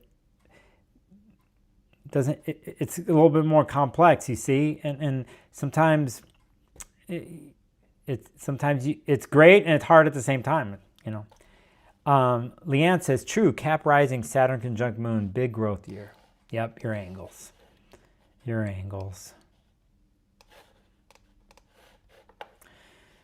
Aquarius Rising, another Saturnian sign here. This is, okay, listen.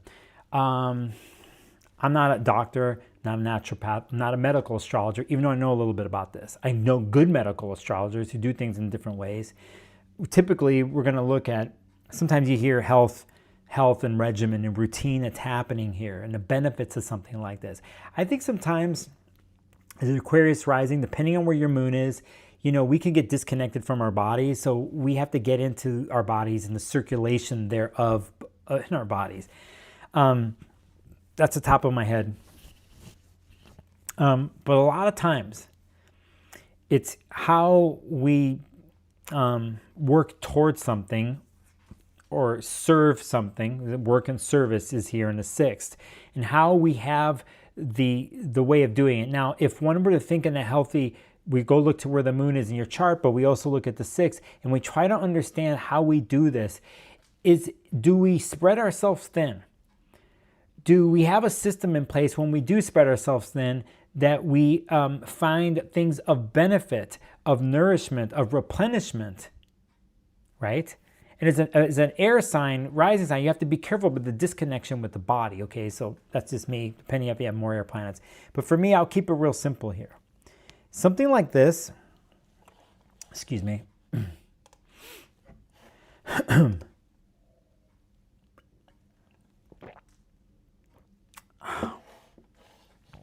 Where am I?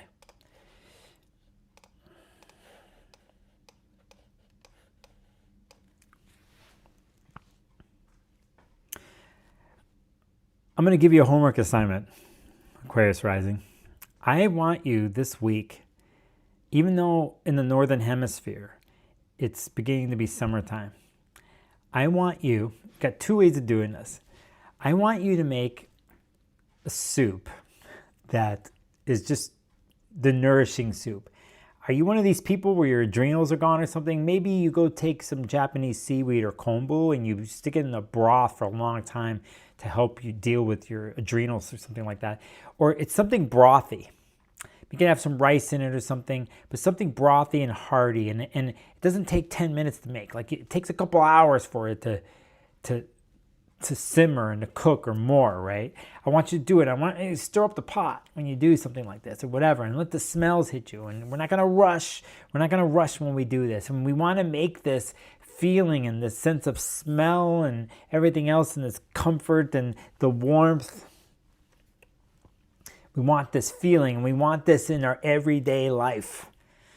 If you haven't figured it out already in the last year, whether it's the soup, whether it's the break in your work day and the way you serve, where you are, in a sense, you take a shower, you take a bath. You're by a body of water. Maybe it's the sound of it. What holds you and gives you this feeling? I'm covering my mic, but this. As a matter of fact, I mean, you could practice with me right now, actually. So you got the soup assignment. But here's one for you, okay? Like it's like this. I'm gonna hold myself like. Oh, it's even better with somebody else. But if you're by yourself, because Aquarius Rising are weird that way sometimes.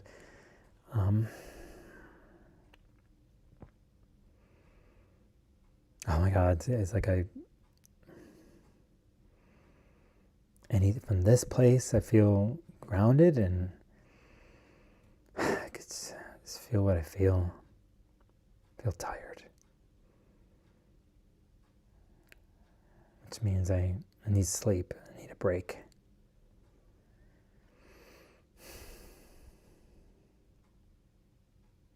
I can just let go and I don't have to do anything.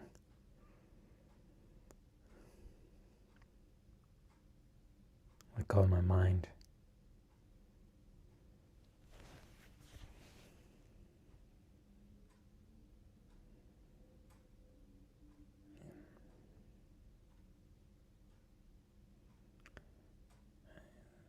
Get out of that place of a grind.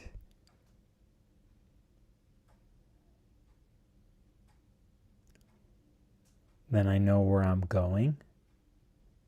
I know why I do what I do. I know why I put the effort towards work and service, whatever project that is, how it relates to my body. And I know when I'm in this hugging, nurturing soup place, I know and remember where I come from, and most importantly,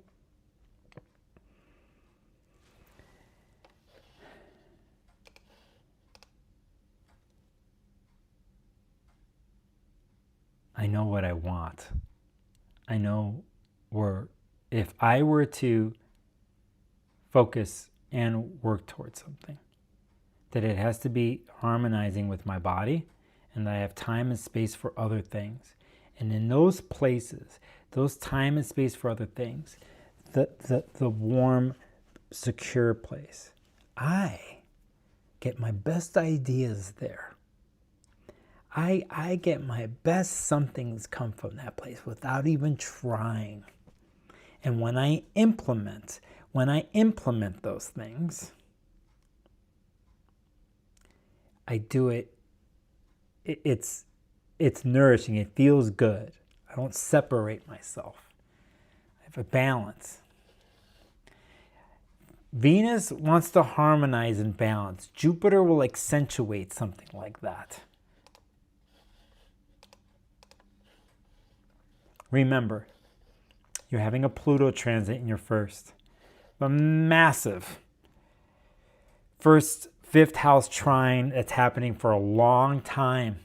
You're one of these people now in the next couple years, it's huge.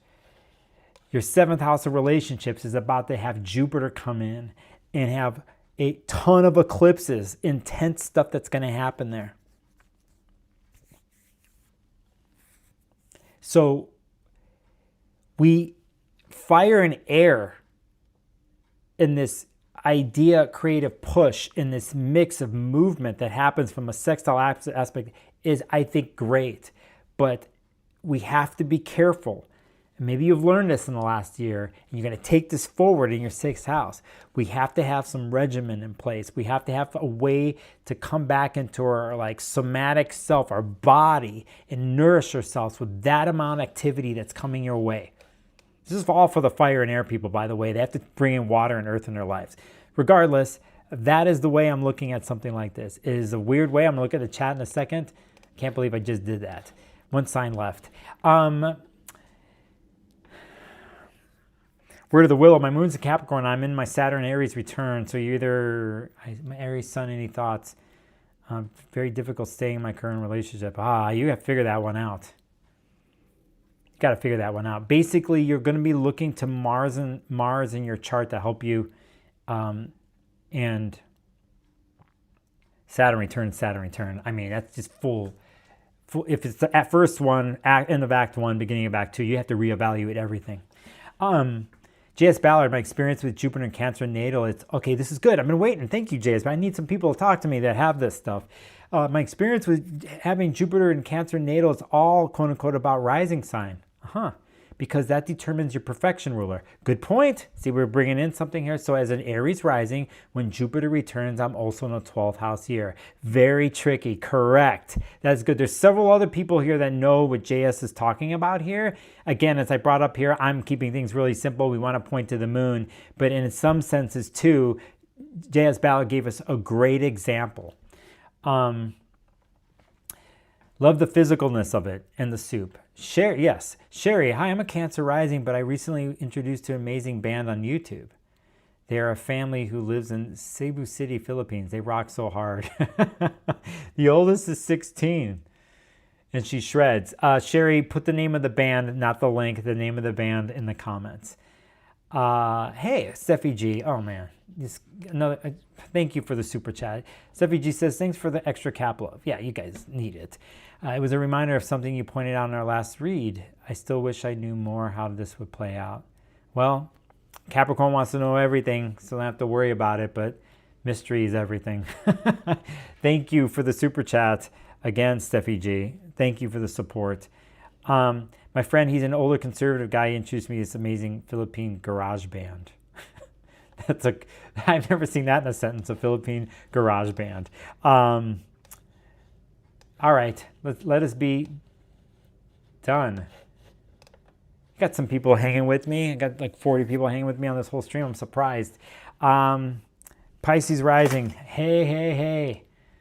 All right, look at that. You're almost done with eclipses, Jupiter eclipses that have been happening. Look at you. It's been happening in your 5th. Damn. You tell me. Is that all honey? I hope it is.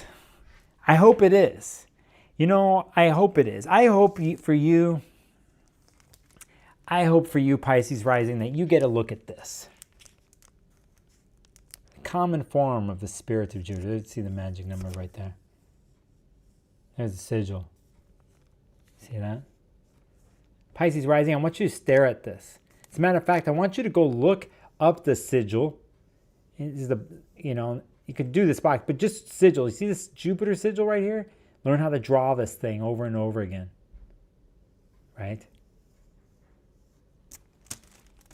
You haven't noticed it's been in the background the whole time. Oh my God, I forgot he even wrote this to me.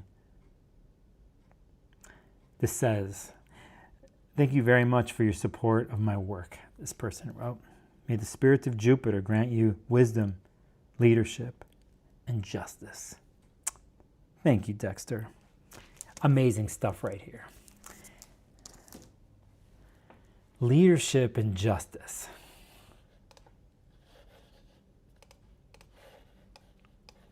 Pisces Rising, if there's anybody that could throw something in the wishing well, it's you.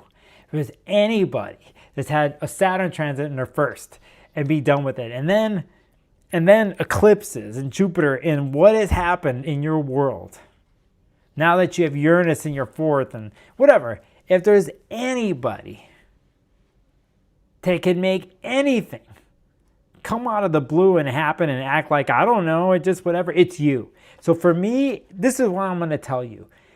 If you haven't done it in the last year already, and you've been kicking ass from a fifth house creative, expressive way, yes, don't stop, okay? Don't stop. I want you to be as freaky and as expressive as possible in the next coming year, today, right now, whatever. You got a partner that you're connected with, show them. If you have accessibility in the vessels to make and do whatever you want and you are in tune with them, great. You want to be in tune with it? You want that? This is psychic, amazing connection with your first house. And so for me, the exchange here, to have the Jupiter ruled sign here and your fifth here as amazing conduit. And you deserve this because of what you've had to go through before with eclipses. Now, not all is candy with North Node eclipses. I mean, it just never stops on the North Node. It's just all consuming. It's just constantly going. So you have to be careful when you don't go too far. Maybe you have gone too far. Maybe a little too much pleasure seeking in the fifth has happened, actually. Maybe that's what's happened in the last year. Maybe you went too far. Too many drinks, too much fun, too many orgasms. No, is there such thing as too many orgasms? Or we find harmony and balance, but there's something here I'm going to end the stream with in a happy-go-lucky Venus-Jupiter way. So much comes from combination of Jupiter and Venus and the moisture and what can grow from a place like this. So if you're a Pisces rising, more power to you. Please sing the song. Create the light show. All these other people that you rope into some trippy little atmosphere or whatever it is, so they transcend, keep doing it. Most importantly, you do it for yourself. You do it because you're at home and you feel at home doing it. You do it because the creative process makes you feel at home. That the result and anything else, it doesn't matter. It's all byproduct. It's how you derive and connect with what feels good in your life and how you derive pleasure. And look to the moon in your chart to help you from whatever house it is in and coming in to help you define this if you haven't already. But hey, let's just end it that way. We're going to end it here in a super positive way. Pisces risings, please wish upon the biggest thing for us. Do we want peace and love and harmonization in this world and fuck bombings and war and all this stuff? Yeah, we do. Is it going to happen? Partly it is. But you can't stop wishing, you can't stop hoping, you can't stop asking for it. If I'm going to end the stream about a Jupiter-Venus situation on everybody's chart, just why not? Why not at least have a moment in your day or this week or in your life where you still can remember and still act upon and still wish upon and still be inspired by something beautiful, something filled with love and inspiring, and it's incorporated in every single piece of thing that you do. Why can't we still ask for that? Why can't we still walk towards that? It all seems here on social media. We're talking about Jupiter, Venus, and all these people like, oh, no, it's not good for any of us or for a lot of us. I'm like, yeah, I get it. I'm as cynical as they come. I'm a Saturn first house person. But go look at the rest of the transits this year. They're hardcore. Now, caveat, as I always say on my channel, whenever we talk about transit astrology, you have to look at your own chart. Somebody says Jupiter Venus is amazing. It is on paper. Is it amazing for you? We don't know. Somebody's going to go, oh, squares happening and blah, blah, blah. It's like horrible. No, some people it's great. Doing other stuff to their chart, or it's challenging and it pushes them. What would we do without squares? So for me, remember, you have to remember where you are, know your chart, get a session with an astrologer, with me, or whatever it is that you trust. And you got to do your own research. You got to do your own connections to astrology, nature, and divinity. But But can we just, for this moment right now, and the way this world is, have one moment, one prayer, one wish, one something on the altar, one acknowledgement of the expansiveness, the fertility of love, the feeling when everything's just right and balanced. You're home on the couch, you got the right food, that person, flow. You don't think about anything, there's no worries. Just being happy or just content. Can we just have that space? Does there have to be a result? Can we just have something to look forward to?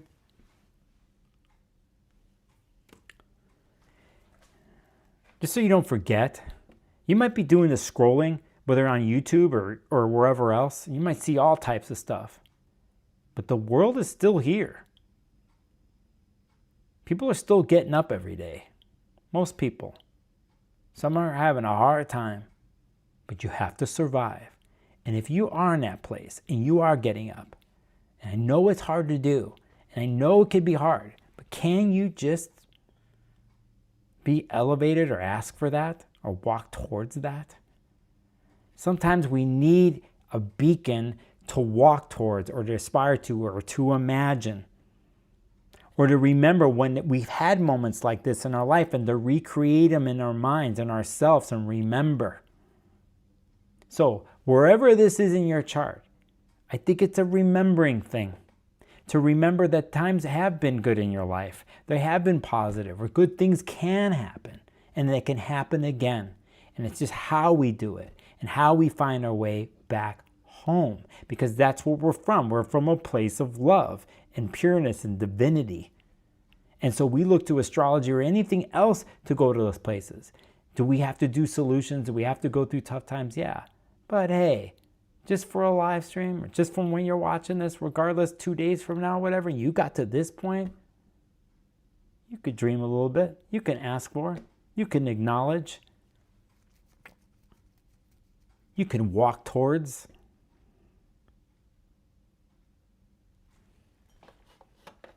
Why not?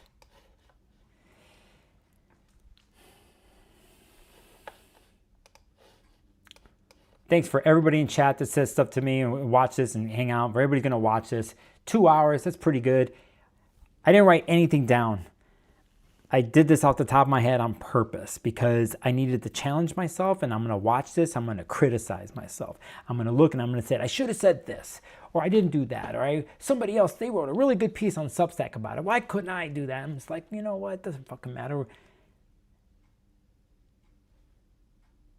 It's happening in my third house. It's the exchange. You take what you get from it. What I say isn't the law.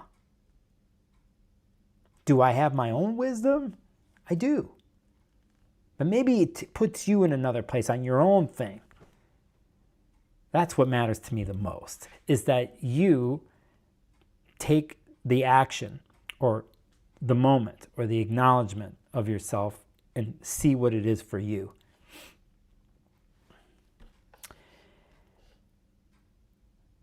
Thanks for everybody. Mission Souls, long time by Boston. Okay, I see. Thank you for that. Send a high five for 100 joules. Got it. And Ego, thank you. And JS Ballard, man, good to see you on here. And thanks for your input. I hope all is well. Under the bridge. By the water. All right, a couple quick things here before we go.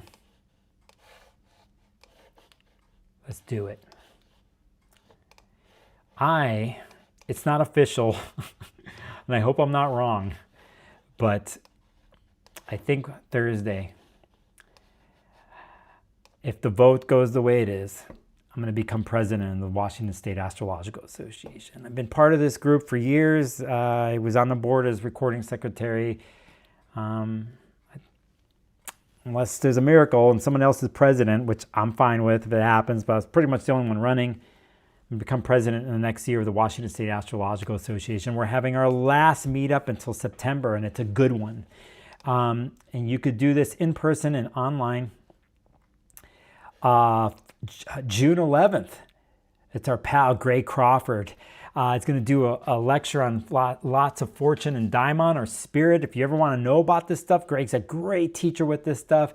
You can go in person in Seattle here at 7:30 Pacific on the 11th. I will be there along with the board. We're going to announce who's on the board. Most likely I'm going to be president. It's going to be funny, weird.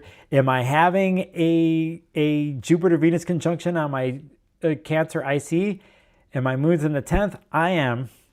And so basically that's what's happening. Come listen, you're a first timer ever online to see this, it's $10.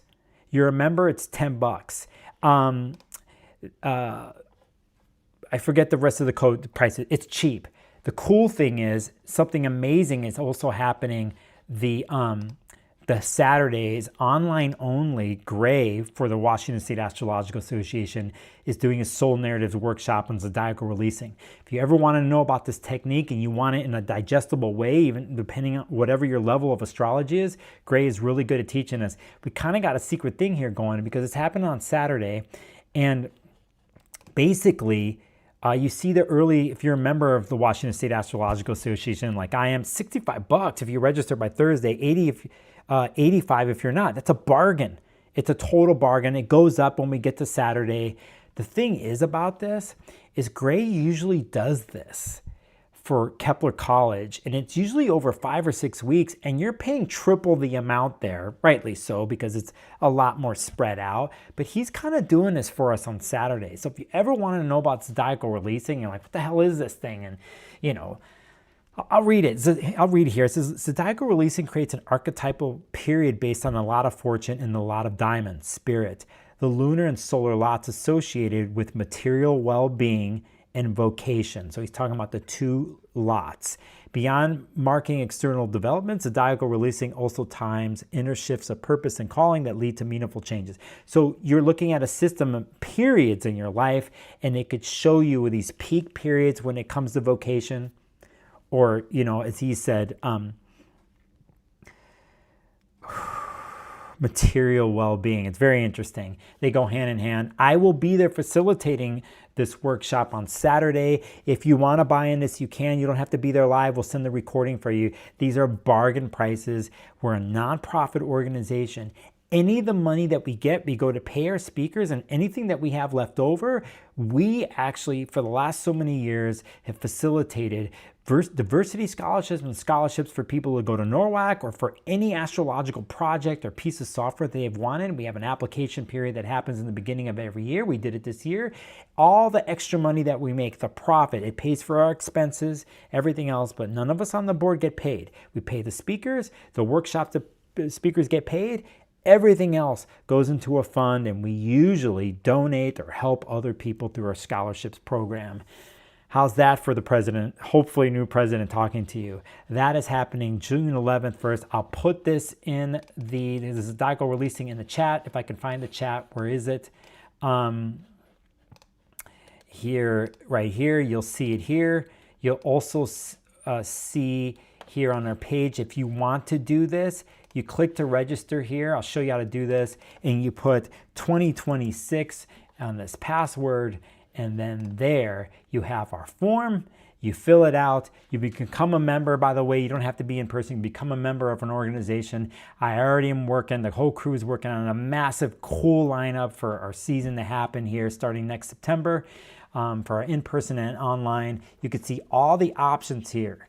First timer, you want to go Thursday? It's $10. It's $10. All right. If you don't know who Dr. J. Lee Lehman was, an amazing astrologer who passed away. Props to Lee Lehman. Medieval astrologer, taught so many people horary and electionary astrology, many different books, taught for STA, all that kind of stuff. A massive history. She passed away earlier this year, unfortunately. And there is a GoFundMe happening for her partner who needs it. We as a community should definitely be supporting. I'll we're already working on something behind the scenes with the org. When I get extra cash, I'm going to throw what I can to help the partner of Lee Lehman. It's done so much for the astrological world, and we need to support people even when they're gone, the people around them. You could see here, I'll put this link in the chat. But again, you could see who this person is if you don't know who they are, and if you feel called to, you can donate and help out. And I will put this in the chat right here. Let me make sure I got the right link. And then I'll be done with this stream. You see what I'm doing right here? I should just do it this way. And there's the link there. You can see the links here in my chat. If you want to join as a Patreon member, please do. You want to Venmo or whatever, you can always get a session from me. I will pull that up here in a second. You could, it's usually in my, you could see right here, you could book here, there. I will put that right there. You could schedule it out. My members get discounts. 2 more interviews coming in the next week that I did interview. You're going to enjoy these 2 coming up here, so on and so forth. That's my stream. I hope I did a good job today for doing things on the fly. I appreciate everybody watching and going with my flow and who I am.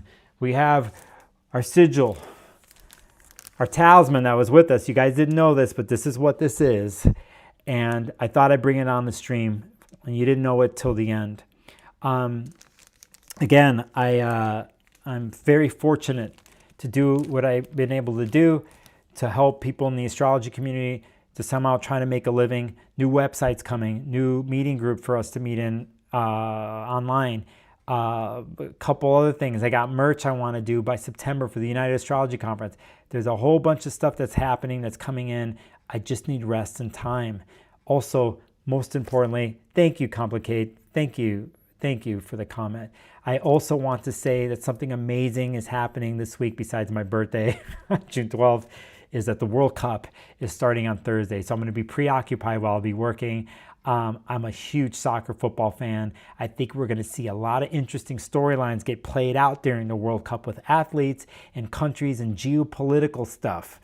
I'll try to talk about that on a next week's live stream, actually. I have an idea about talking about some of this, and we're going to see things play out. So on that note, I appreciate everyone's commenting and support, and those watching. I'll work on chapter markers for each rising sign to throw in. And that's my stream, okay? Thank you, Titi and X. Thanks to everybody in chat. I mean, how can I just pull the cards when they're sitting here, okay? So we're going to do these really quick. I'm not going to define the card. I'm just going to end it this way, okay? So there it is. I'm going to end this.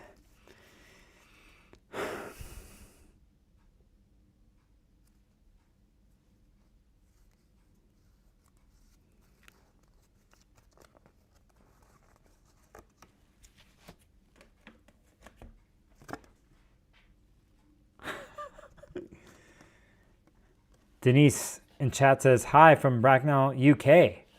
You're up. You're up late. Let's throw this up on there. Gotta say, I'm a Cap Rising. It's been hella nightmarish. Thanks for the support. You got it. Partners, same birthday as yours. Wow. You gotta deal with Gemini. Glad you're here, Denise.